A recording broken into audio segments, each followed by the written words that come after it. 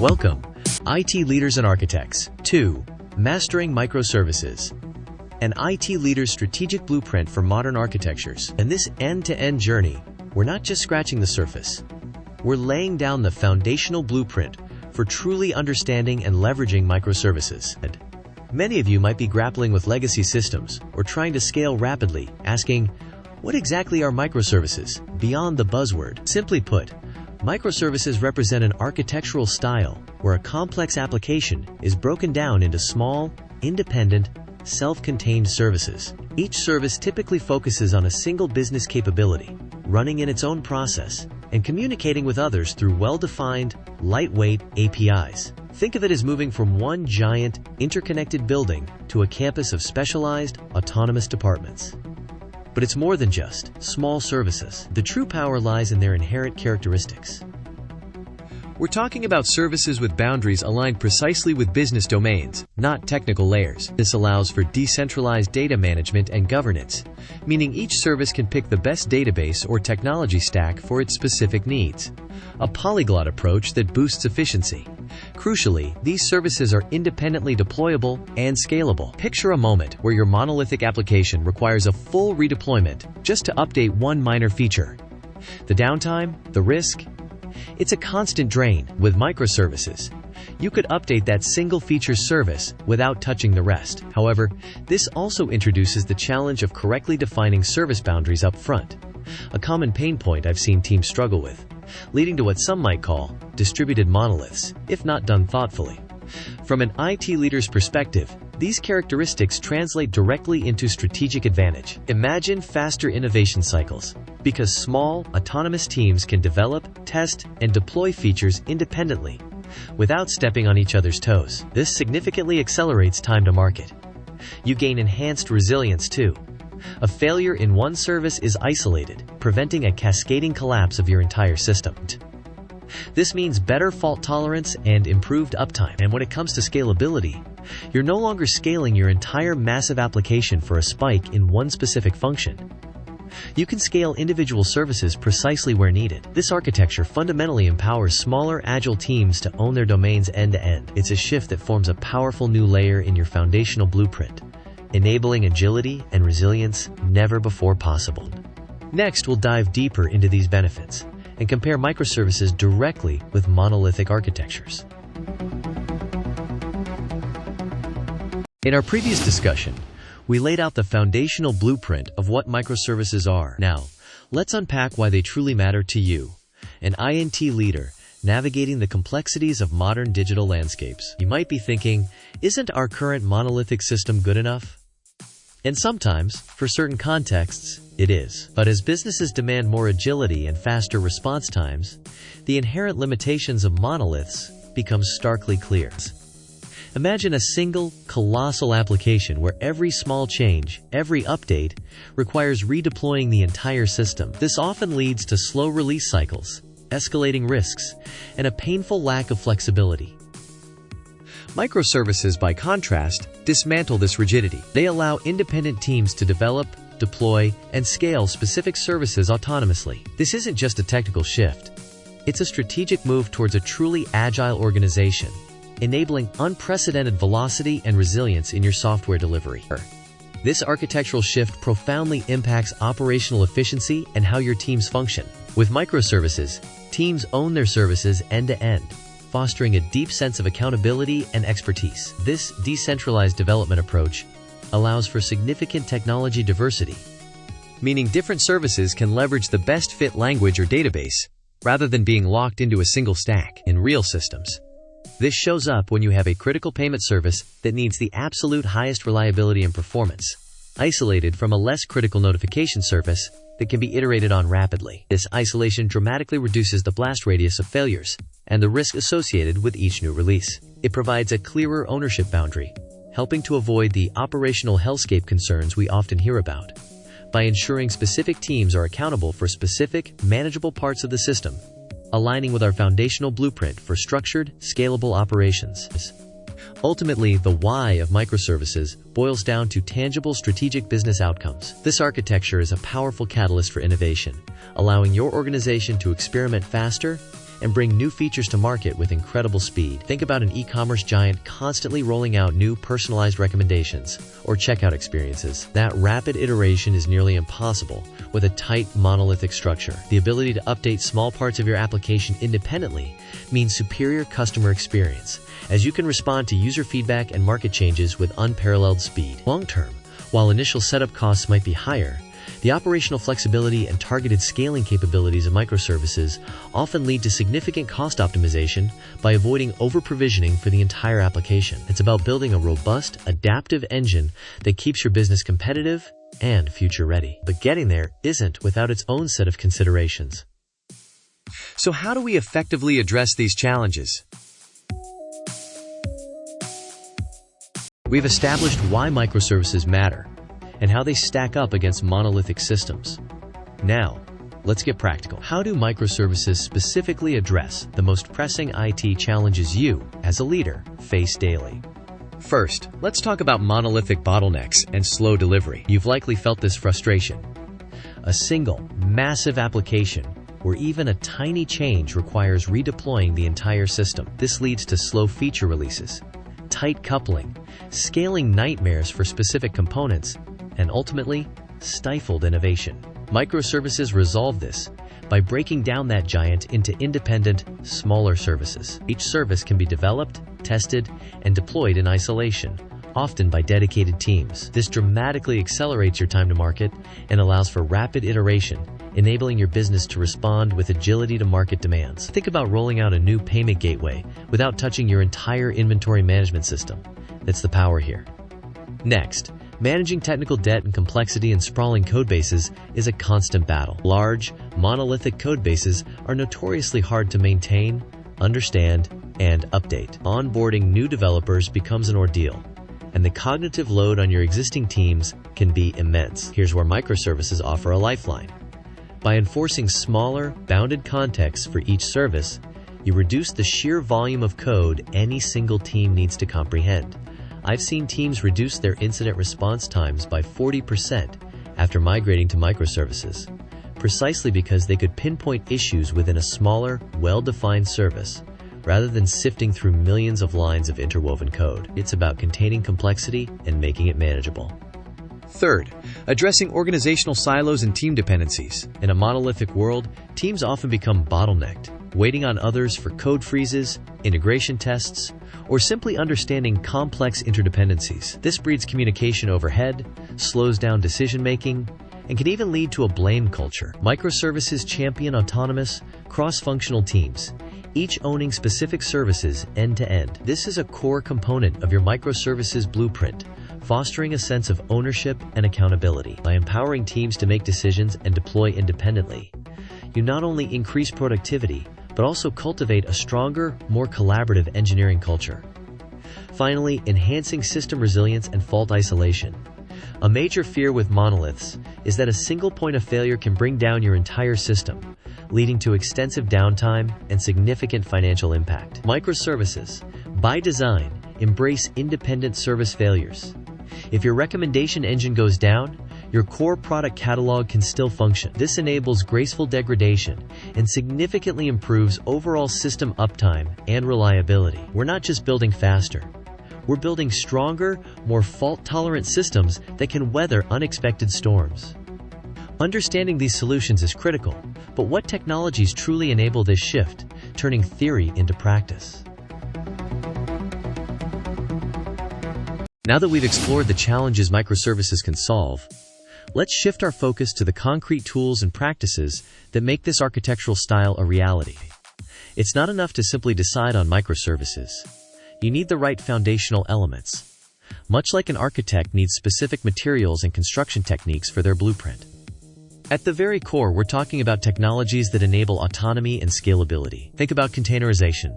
With tools like Docker, which packages your services into isolated, portable units. Then there's orchestration, primarily Kubernetes, managing these containers at scale. Without these, microservices would be far too unwieldy to handle effectively. Beyond these, API gateways provide a single entry point for clients, routing requests, and handling cross-cutting concerns. And for managing communication between services, especially in complex environments, Service meshes like Istio become invaluable. They offer features like traffic management, security, and observability, offloading these from individual services. You might be thinking, this sounds like a lot of moving parts. And you're right, it can be. But these tools, when chosen and implemented correctly, form the scaffolding of your architectural blueprint, simplifying complexity rather than adding to it. In real systems, this shows up when teams struggle with consistent deployments or cross-service communication issues. Properly implemented CI/CD pipelines, integrated with these container and orchestration tools, become non-negotiable. But technologies are only part of the story. Methodologies are equally crucial. We're talking about a robust DevOps culture that fosters collaboration and automation. Observability, encompassing logging, monitoring, and alerting, is paramount for understanding what's happening across your distributed services. And embracing event streaming platforms like Apache Kafka can enable asynchronous communication and reactive architectures, decoupling services further. Finally, domain-driven design, DDD, is not a tool, but a strategic approach to correctly defining those crucial service boundaries. A common pain point we discussed earlier, ensuring your services align directly with business capabilities. Bringing these pieces together requires a deliberate, strategic approach to implementation, which is exactly what we'll explore next. Having explored the foundational technologies and methodologies that underpin microservices, the crucial next step is crafting a strategic approach for their successful implementation. This isn't just about picking tools. It's about defining a clear path, much like laying out the core elements of a robust architectural blueprint. You might be thinking, how do we truly integrate microservices without falling into the common pitfalls? It begins with strategic adoption, moving beyond the hype to focus on tangible business value. A phased rollout is paramount. Instead of a big bang rewrite, which often leads to failure, identify small, well-defined, bounded contexts within your existing monolith or new greenfield projects. Prioritize these based on immediate business needs and pain points, proving value incrementally. This careful, deliberate approach ensures that microservices become a strategic asset, not just another complex system to manage. It's about leveraging this blueprint to build momentum, one successful block at a time, for your overall architecture. Once the strategic path is clear, execution hinges on empowering your teams and embracing automation. Microservices thrive with cross-functional, autonomous teams that own their services end-to-end. This means fostering a culture of collaboration, shared responsibility, and continuous learning. Critically, you must invest heavily in robust CI/CD pipelines to automate testing, deployment, and infrastructure provisioning. Without this, the operational overhead of numerous services can quickly become an unmanageable burden. I've seen teams struggle immensely when they try to manually manage a complex microservice landscape, leading to burnout and slow delivery. Coupled with this, implementing comprehensive observability, logging, tracing, and monitoring is non-negotiable. It's the eyes and ears of your distributed system, allowing rapid diagnosis and resolution of issues. Finally, success in microservices isn't a destination. It's a continuous journey of measurement and evolutionary refinement. You need to define clear, measurable key performance indicators, KPIs, from the outset. Think about metrics like mean time to recovery, MTTR, deployment frequency, service availability, and lead time. Regularly review your service boundaries, because as your understanding of the domain evolves, so too might the optimal decomposition. Embrace continuous learning and adaptation, treating your architecture as an ever-evolving entity. This iterative feedback loop is what truly refines your microservice blueprint over time, ensuring it remains aligned with business goals and technical realities. Now, let's dive into the concrete advantages these strategic approaches unlock. After outlining the strategic approaches for successful microservices implementation, it's crucial to solidify our understanding with the core, why. Why do IT leaders choose microservices? It boils down to a set of powerful strategic advantages that fundamentally redefine how organizations build and operate software. First, consider the enhanced agility and speed. Microservices allow for smaller, independent deployments, dramatically accelerating your time to market. This means features can be developed, tested, and released without impacting the entire system. Think of it as refining your architectural blueprint for maximum precision and rapid iteration, allowing you to quickly adapt to market demands. This independent deployment capability also inherently simplifies maintenance, breaking down a daunting monolith into manageable, understandable pieces. Now let's talk about robustness and adaptability.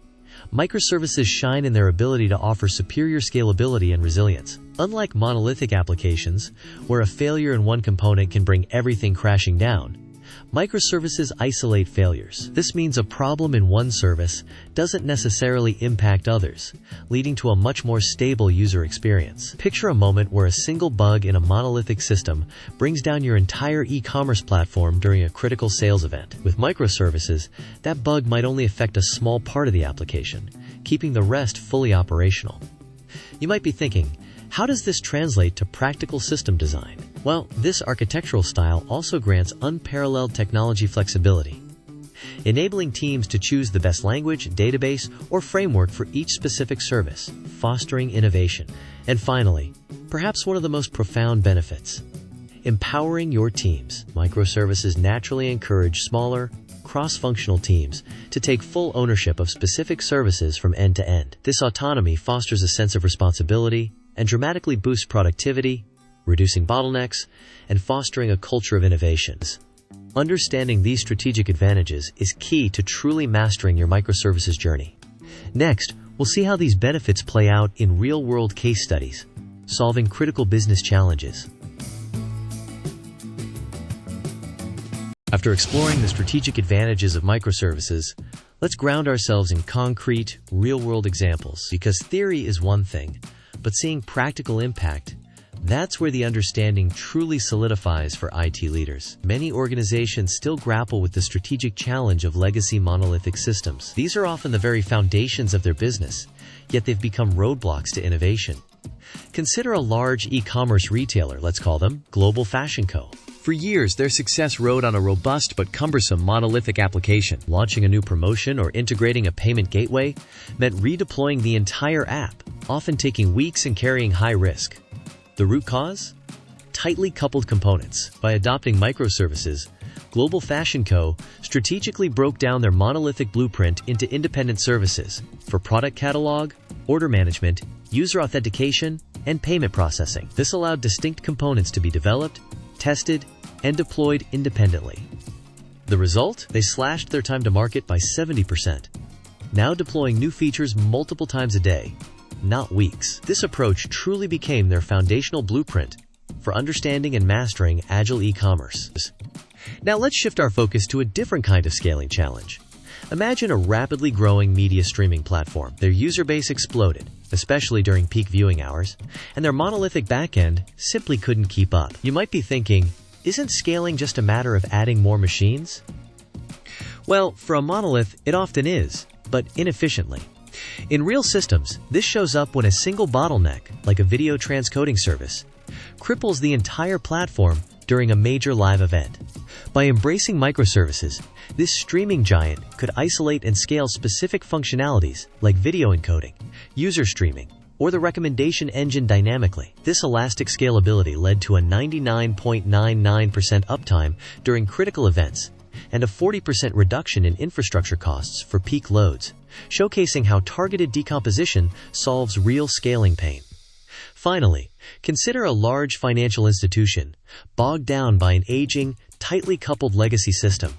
Integrating new fintech partners or adapting to regulations became agonizingly slow and risky. Their solution?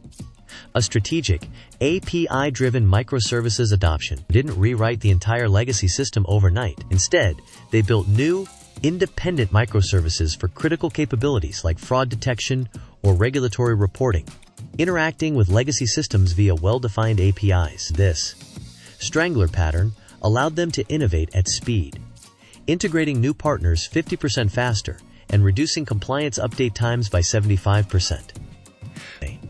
It transformed their ability to respond to both market opportunities and regulatory demands. These are profound business transformations, built on a well-architected microservices blueprint. But while success stories are compelling, it's equally important for IT leaders to understand the potential pitfalls and common misconceptions. We'll dive into those critical considerations next. We've just seen how microservices can be a powerful force for solving complex business challenges, delivering incredible value and agility. But here's the critical truth. The path isn't always smooth. In fact, for many, it becomes a maze of unexpected pitfalls and persistent misconceptions. If you've ever heard whispers of microservices hell or seen projects get bogged down, you're not alone. Many leaders jump into microservices chasing perceived benefits like scale or complexity for its own sake, rather than as a strategic solution to a genuine problem. One of the biggest traps is over-engineering, building a complex distributed system when a well-factored monolith would still suffice. This often stems from a premature adoption, treating microservices as a default rather than a strategic choice. And crucially, without correctly defining service boundaries up front, you create services that are hard to change, tightly coupled, and offer none of the promised agility. Moving into a microservices architecture fundamentally alters your operational landscape. What looked like independent services on paper can quickly become a distributed system nightmare. The challenge isn't just building these services, it's running them reliably, day in and day out. In real systems, this shows up when a simple request fans out across 5 different services, each with its own logs, metrics, and deployment schedule. Diagnosing a latency issue or a bug now involves correlating data across multiple independent systems, often managed by different teams. This operational labyrinth can lead to a monitoring and observability gap, where you simply can't see what's happening, and a constant inter-service communication overhead, whether through API calls or event streams, introduces its own set of complexities, from network latency to data consistency issues. Without a robust foundational blueprint for how these services communicate and are observed, you're building on shaky ground. So how do we navigate this challenging terrain? For IT leaders, it's about having a strategic blueprint for success, not just a technical one. First, resist the urge to jump directly into microservices from day one for every project. Often, a monolith-first approach, where you build a well-factored monolithic application and only extract services when specific scaling or organizational pain points emerge, is the smarter play. Next, invest heavily in your DevOps and platform engineering capabilities. Automation, CI/CD, and robust infrastructure as code are not optional. They are the bedrock upon which successful microservices thrive. Crucially, focus on defining clear domain boundaries, what we call bounded contexts, from the outset, allowing teams true autonomy over their services. This is a core part of your architectural blueprint. Finally, prioritize end-to-end observability and automation. If you can't see what's happening, you can't fix it. These aren't just nice-to-haves. They are essential for mitigating the risks of distributed systems. Approaching microservices with this strategic, cautious, and well-supported mindset ensures you build resilient, scalable architectures that truly serve your business goals. Ready to test your strategic understanding of these architectures? Get ready for a quick quiz in our next segment.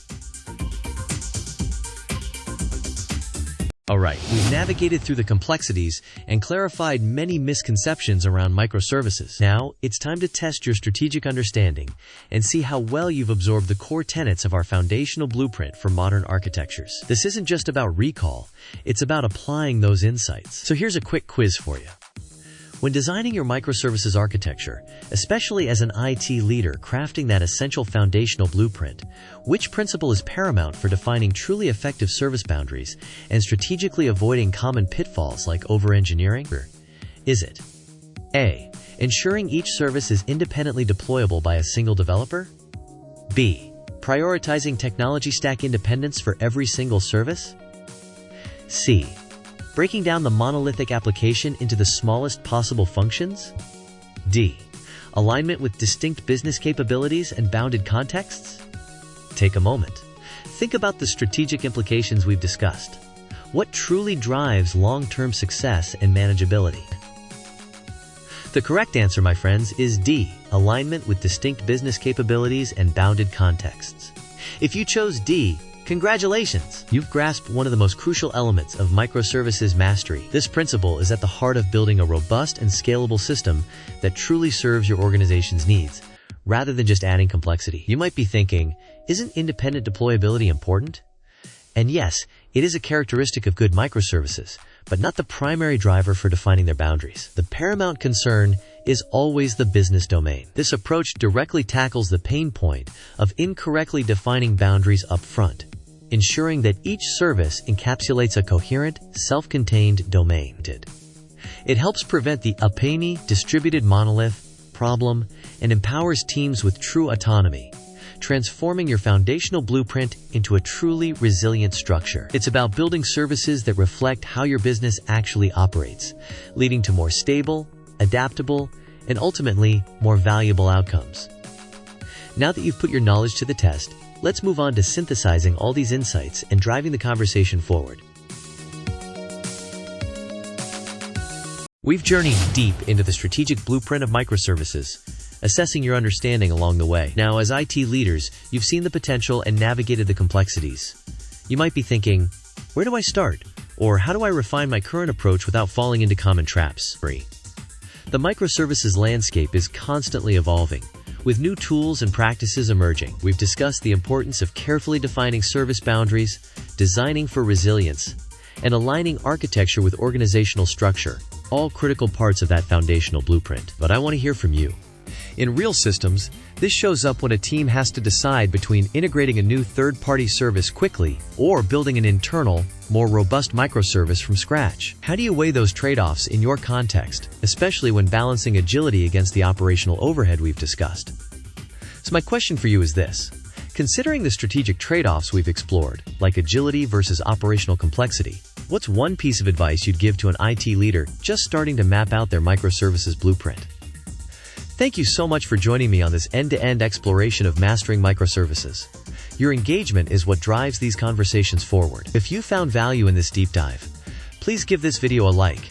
It truly helps us reach more leaders like yourself.